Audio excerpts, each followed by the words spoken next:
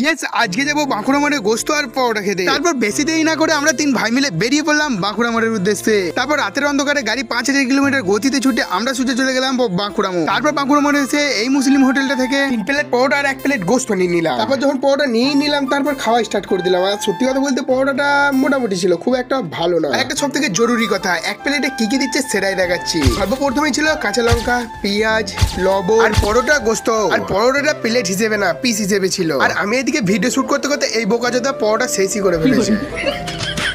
যাই হোক, পরোটাগুলো খাবার পর আমরা চলে এলাম রোডের ধারে এই চায়ের দোকানটায়। আর চায়ের দোকান যখন চলেই এলাম, 1 কাপ করে 3 জন চা নিয়ে নিলাম। আর চাটা খেতে খুব ভালোই লাগছিল, তাই সুরুত করে শেষ করে দিলাম চাটাকে। তারপর আমরা বেরিয়ে বললাম বাড়ির উদ্দেশ্যে। বাড়ি যাবার পথে পলিমপুরে এসে মিষ্টির দোকানটা থেকে একটা 7 আপ নিয়ে নিল। আর এখন সিল কাটছে 7 আপে। আর 7 আপে সিল যখন এই কেটেছে তাই একই প্রথম বউনি করতে বললাম।